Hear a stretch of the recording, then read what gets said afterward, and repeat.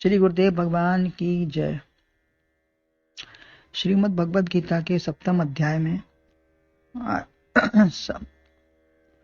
भगवान संशयम समग्रम माम, मुझे समग्रता से जैसा जानोगे वैसा मेरे से सुनो। भगवान अपने को समग्रता से ज्ञान विज्ञान के द्वारा अर्जुन को बताने का प्रयत्न बता रहे हैं। मेरे से सुनो, ज्ञान विज्ञान को संपूर्णता से कहने की प्रतिज्ञा की। इसके अंतर्गत परा और अपरा प्रकृति का वर्णन किया। एक जड़ है, एक चैतन्य है। चैतन्य है जो सूक्ष्म है। इस संपूर्ण जगत का प्रभव और प्रलय मैं ही हूँ। भगवान कहते हैं कि मुझसे अलग कुछ भी नहीं है। सब जो कुछ संपूर्ण जगत दिखता है उसका प्रभव और प्रलय सब मैं ही हूँ, रहे या ना रहे। समग्रता में बात हुई है। अब तुरीय व परात्पर अवस्था का वर्णन करते हुए 7वें श्लोक में बता रहे हैं कि मत्तः परतरम नान्यत किंचिदस्ति धनंजय मयि सर्वमिदं प्रोतम सूत्रे गणमणा एव। अर्थात मुझसे परे कुछ भी नहीं संसार का विस्तार है।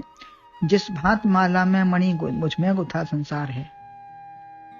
इसका अन्वय है, धनंजय मत्तः मुझसे अन्यत किंचित परतरम न अस्ति इदम सर्वम सूत्रे मणिगणाः एव मयि प्रोतम।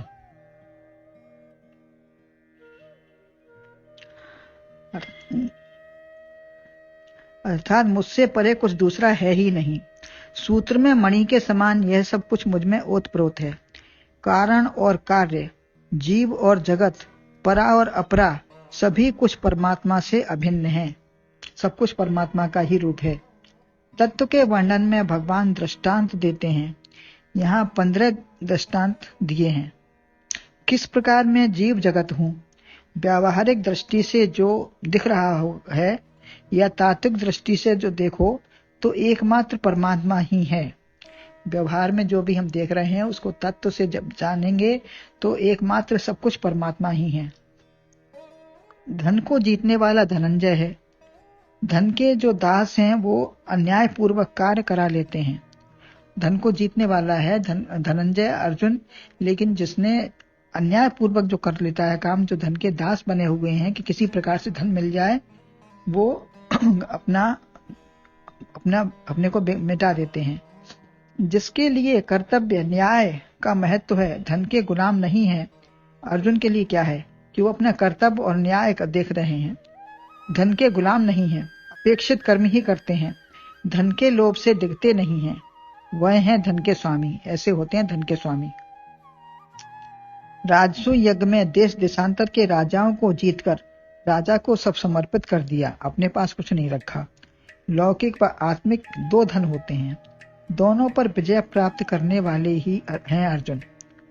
लौकिक और पारलौकिक दोनों धन को दोनों धन पर उन्होंने विजय पाई है। बड़े ध्यान से तत्व का उपदेश व सारी बातें सुन रहे हैं। संग्रहशील हैं। इतनी भयंकर रणभूमि में वहां पे सारी बात तत्व की सुन रहे हैं और कह रहे हैं मुझे विस्तार से बताइए, मेरी तृप्ति नहीं हो रही है। वो संग्रहशील हैं अर्जुन। ज्ञान धन संग्रह करते हैं। लौकिक धन तो लेकर दूसरों को दे देते हैं। लौकिक धन भी अपने पास नहीं रखते, लेकिन जो ज्ञान धन है उसका संग्रह करते हैं। यह ज्ञान धन सबको समर्पित कर देने के बाद भी अपने पास सब कुछ शेष बचता है।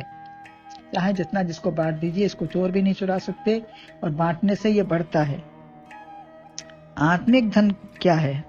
मत्तः परतरः, मेरे सिवाय अन्यत किंचित न अस्ति, कुछ भी दूसरा है ही नहीं।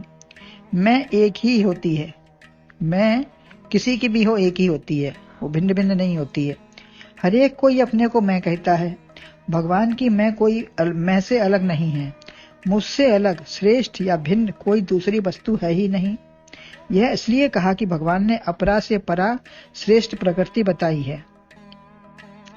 परा श्रेष्ठ बताई है अपरा से, तो ये इसलिए कहा कि यह भी 2 नहीं है, यह भी तो मेरी एक ही प्रकृति है। किंतु समझाने के लिए बताया, तुम भिन्न भिन्न सबको देख रहे हो। यही प्रकृति भी परमात्मा से अलग नहीं है। ये जो प्रकृति है परमात्मा से अलग नहीं है, उसी का भाव या रूप है। सबसे परे है, सबको धरे है। सबसे परे होते भी सभी के द्वारा वो सबको धरे है। सब में है, सबसे अलग है, सबसे श्रेष्ठ हूं, तो निकृष्ट कुछ नहीं होगा। सब में है, सबसे परे है, सबसे अलग है और सबसे श्रेष्ठ भी है, तो निकृष्ट भी नहीं होगा। अन्यत किंचित ना, बड़ा छोटा कुछ भी नहीं है वहां। भक्त छोटे हैं या मैं उनका स्वामी हूं।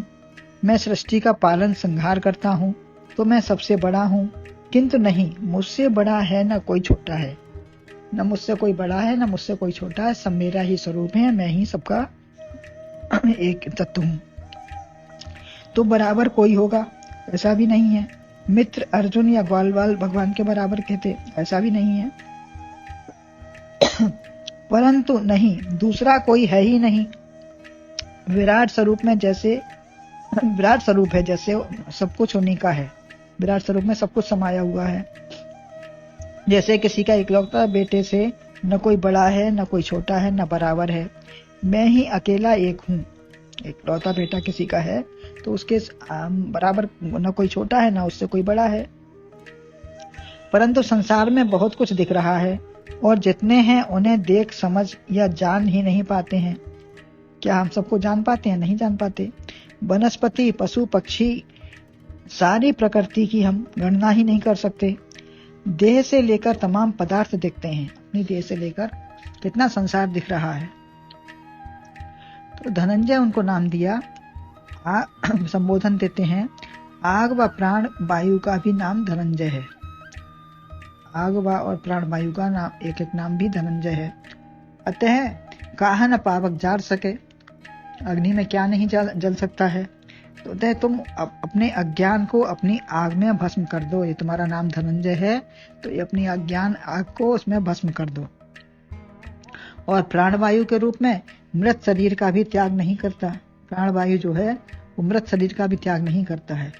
ब्रह्मा, चंद्रमा, सूर्य सब देवता निकल जाते हैं, परंतु ईश्वर जैसे नहीं छोड़ सकता, वैसे ही परमात्मा को तुम नहीं छोड़ सकते। जैसे ईश्वर हमको नहीं छोड़ सकता, मृत शरीर में भी नहीं छोड़ता, उसका भी सब कुछ क्रियाकर्म करता है, तो ऐसे ही परमात्मा को हम नहीं छोड़ सकते।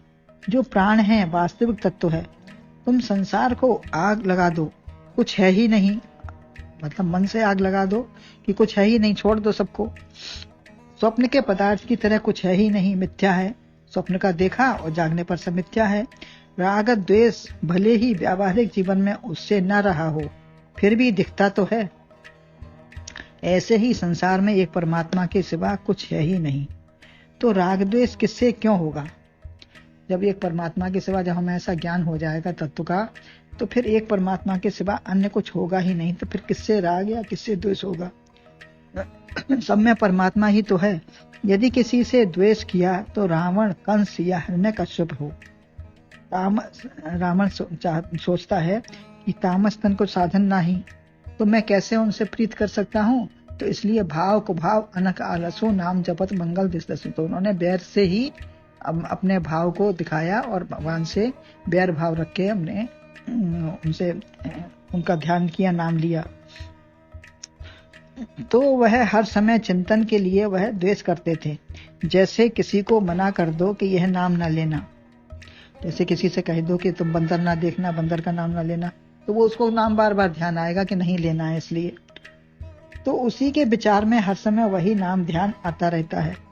एक राजा कभी राम का नाम नहीं लेता था, स्वप्न में नाम ले लिया, तो रानी ने खुशी में बाजे बजवाए। वह बोला, यह गजब हो गया कि राम निकल गया, उसे तो अंदर बैठना था। वह यह ऐसा शब्द है जिसे कोई छोड़ नहीं सकता।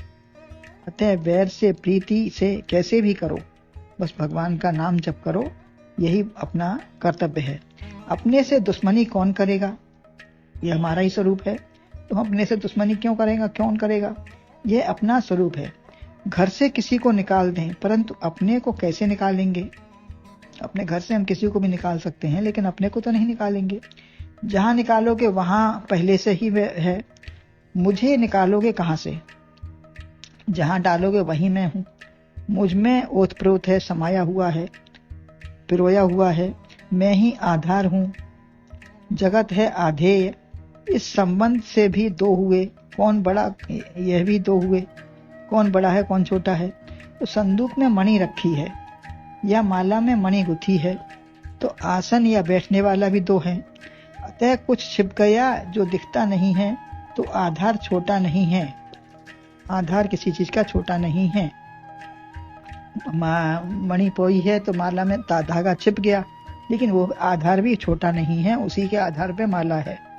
यदि सबके बीच परमात्मा कहा जाए धागा, तो मणि नहीं हो सकती। धागा तो मणि नहीं हो सकती है, तो सबके बीच परमात्मा है।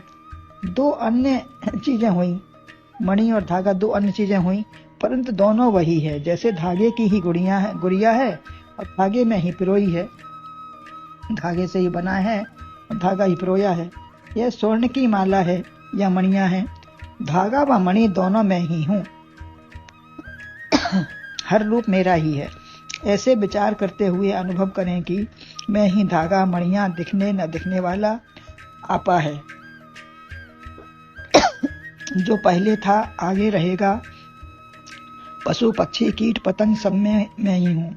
नानात्व में एकत्व का दर्शन करना है। वही आधार, आधे, नाम और नामी है।